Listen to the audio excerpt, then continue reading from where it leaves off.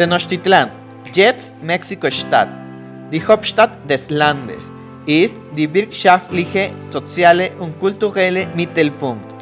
2214 Meter über Meer, Mexiko-Stadt, 10 Millionen Einwohner, Großraum der Metropole, 20 Millionen Einwohner, gegründet im Texcoco-See in Tenochtitlan.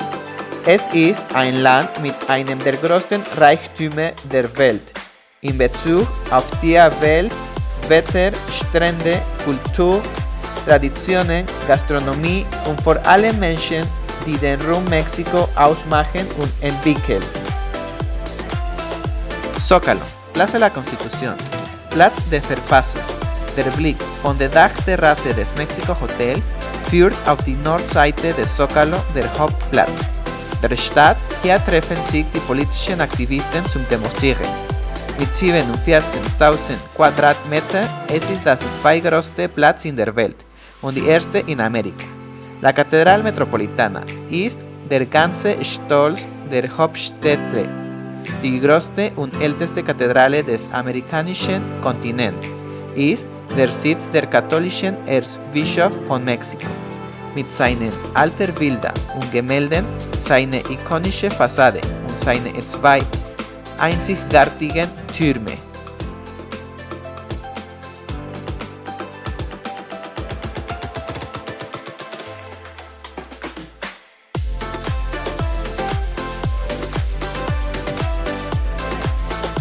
Munal, von 1904 mit 17.000 Quadratmetern, war früher Palast der Kommunikation und der öffentlichen Arbeiten. Empfangshalle heute ist ein Konzertraum mit schönen Gemälden an der Decke, Malerei, Skulptur, Gravur und Fotografie von Vizeregenzeit, 19. Jahrhundert, 20. Jahrhundert. Die Treppe ist mit organischen Elementen geschmückt.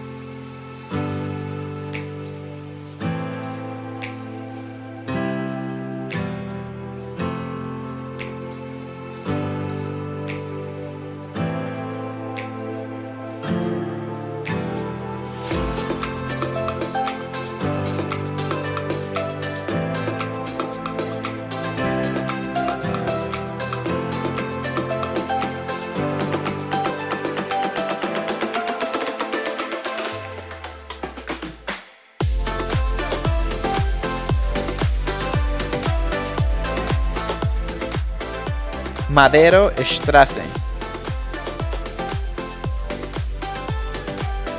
Palacio de Correos, auch bekannt als Correo Mayor, wurde 1907 erbaut. Das Design und die Konstruktion waren die modernsten der Zeit. Sein architektonischer Stil ist sehr vielseitig, wobei das Gebäude als Jugendstil, spanische Renaissance, Plateresque, spanische Rokoko, elisabethanische Gotik, elisabethanische Plateresque und venezianische Gotik und eine Mischung aus beiden klassifiziert wird. Das Gebäude hat auch maurische, neoklassizische, barocke und Art Deco Elemente. Torre Latino, von 1956 ist 204 Meter hoch. Mexiko und Lateinamerika höchstes Gebäude für 30 Jahre. Erstes und größtes Gebäude mit Vorgangwand. Erste Skyscraper im seismischen Bereich. Bellas Artes, 1934 erstes Gebäude für Künste in Mexiko. Hier schlägt das Herz der Stadt am lautesten rund und in Alameda Park, nicht weit von Zócalo, laufen die Hauptverkehrsstraßen zusammen, mittendrin der Palacio de Bellas Artes. Außen ist eine Augenweide, der monumentale Kuppelbau widmet sich dem Theater und die Literatur genauso wie Maler, Architekten und die Musik. Die Fassade des Palastes wurde aus weißem Marmor gearbeitet. Durch sein immenses Gewicht ist er in den letzten 100 Jahren tief in den weichen Untergrund eingesunken. Alameda Central, ein ruhiger Ort der Liebenden, der Kunst und Künstler.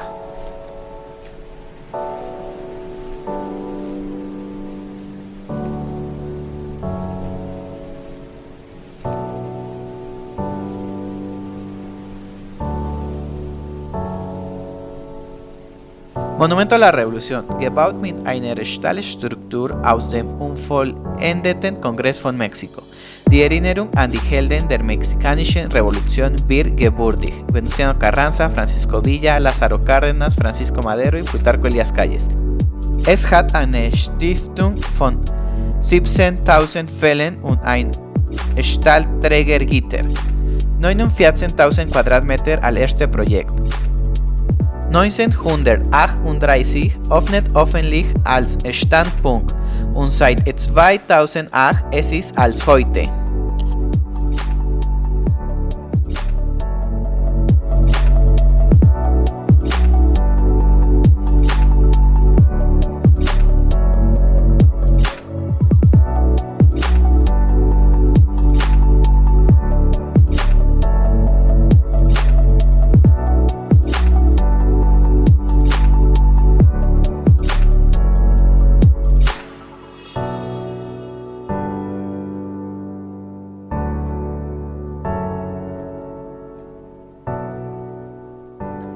Paseo de la Reforma, Monumente, wie der Engel der Unabhängigkeit, Denkmal der Revolution, El Caballito, Torre Mayor, Punta Reforma, Torre Vancomer, Torre HSBC, San Regis, zwischen anderen auch die Glorieta de la Diana Cazadora, de La Palma, de Colón und del Ángel, mit einem großen prozentuellen Anteil an Büros gibt es 1 Million schwimmende Bevölkerung, die täglich dazu kommt, an diesen Straßen zu arbeiten. Paseo de la Reforma ist eine der berühmtesten Straßen der Welt, der die Stadt von Osten nach Westen durchzieht. An dieser Hauptverkehrsstraße liegen Banken, Büros, Botschaften, Hotels, Restaurants und die Boxe. Auf den ersten Rondel des Paseo erhebt die bekannteste aller Skulpturen, der goldene Friedenengel, auf.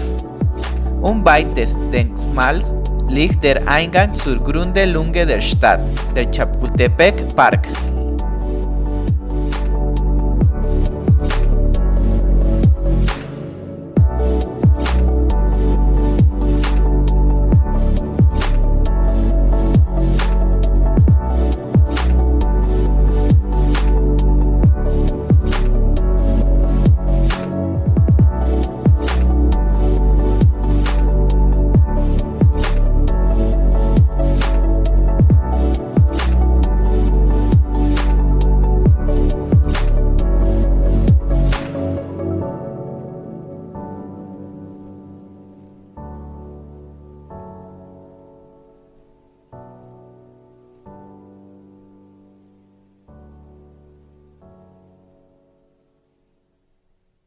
Chapultepec Park haben 3 Abschnitte wegen der Größe. Hier finden Sie 10 Museen, eine Zoo, eine Konzertsaal und viele andere Dinge. Das Denkmal der Kinderhelden. Castillo de Chapultepec. In solch stilvoll Ambiente lebte der Kaiser aus Wien mit seiner Gattin Carlota 5 Jahre lang. Regierte das Land nach Sturz und Hinrichtung. Ihr Blick von der Jerusalemen Lustgarten des Schlosses auf das dynamische, das laute Mexiko-Stadt liegt im Val von Chapultepec, auf dem Gipfel des gleichnamigen Hügels und 2325 Meter über dem Meer. Es wurde von spanischen Vizekönig erbaut und die Aussicht von der Spitze des Schlosses ist atemberaubend. Einzig echte Schloss in Amerika. 1786 Baubeginn durch die spanische Krone. 1833 Militärschule. 1886 1946 Krieg mit der USA. 1864 Zweite Mexikanische Reich, Kaiser von Habsburg Maximiliana und Carlota.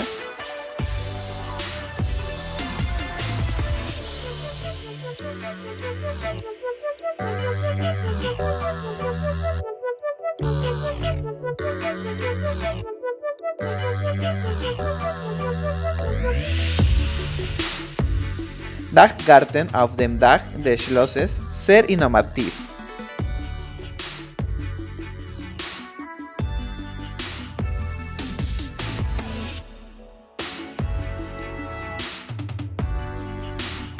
Es verbindet das Schloss mit dem Zentrum der Stadt mit dem Berg des Emperatriz auf dem Weg Paseo de la Reforma.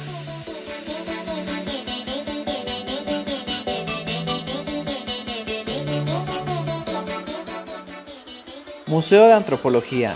Im ersten Abschnitt finden wir das Anthropologie National Museum mit der vollständigsten Ausstellung in Mesoamerika.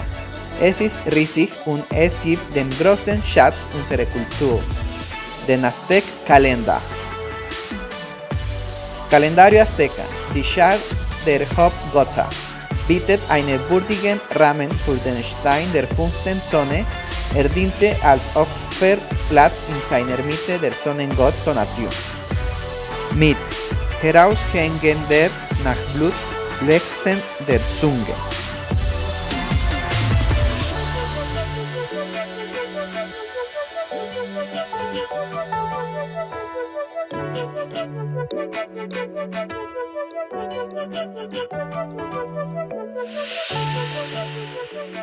Museo Tamayo. Es ist ein öffentliches Museum, das sich der Präsentation internationaler Ausstellungen zeitgenössischer Kunst und seiner Sammlung moderne und zeitgenössischer Kunst widmet, sowie die Sammlung Arbeiten von Rufino Tamayo, Werk der mexikanischen Architekten Teodoro González de León und Abraham Zabludovsky.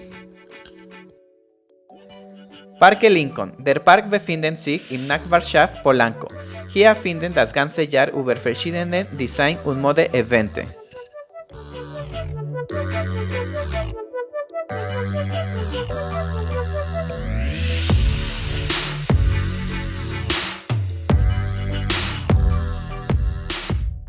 Sumaya. Mit 46 Meter hohe und 46.000 sechseckige Panels, 3 Jahrhunderte amerikanische und europäische Kunst. Es hat das einzige Van Gogh-Gemälde in Mexiko und Skulpturen von Agustín Rodin mit mehr als 2 Millionen Besuchern pro Jahr.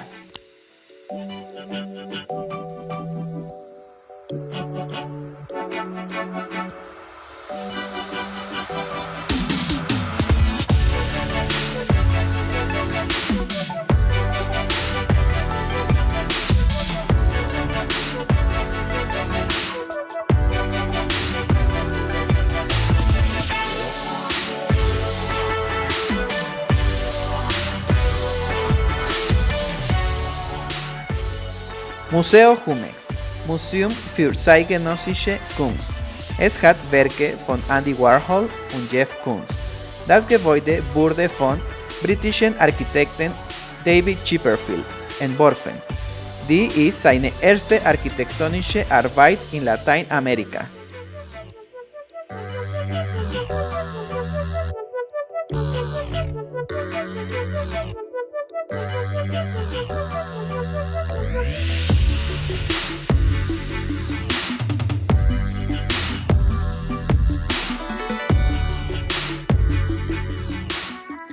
Coyoacán, eine der bohemischsten und intellektuellsten Nachbarschaften in Mexiko-Stadt. Es war die Residenz für Künstler wie Mela, Plastikkünstler und Will Hoyen. Politiker, intellektuelle Persönlichkeiten des öffentlichen und internationalen Lebens haben diese koloniale Viertel bewohnt, sowie Diego Rivera, Frida Kahlo, Salvador Novo, Octavio Paz und León Trotsky.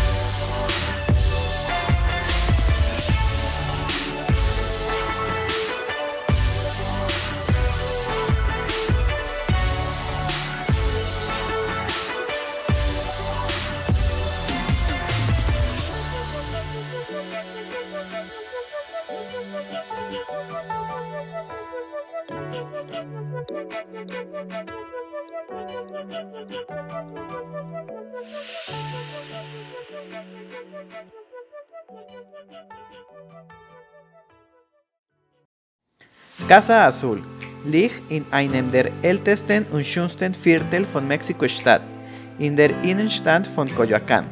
Das Haus gehört seit 1904 der Familie Kahlo und wurde 4 Jahre nach dem Tod des Malers 1958 in ein Museum umgewandelt. Mehr als 200.000 Menschen besuchen es pro Jahr.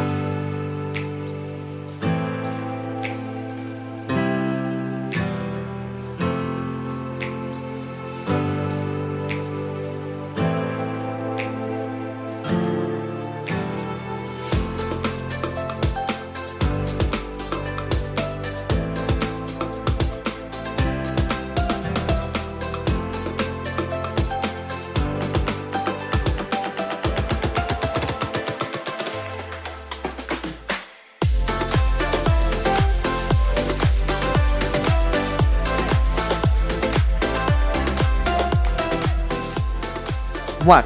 Es liegt in der Universitätsstadt und komplementiert das künstlerische Set der Universität. Es ist ein Museum mit außergewöhnlicher Beleuchtung, mit einfachen und eleganten Innenhofen. Es hat eine sehr interessante Fassade, die das Äußere mit dem Inneren verbinden und indirekt Licht in die Räume lässt. Es besteht eine große Beziehung zwischen Architektur und Kunst.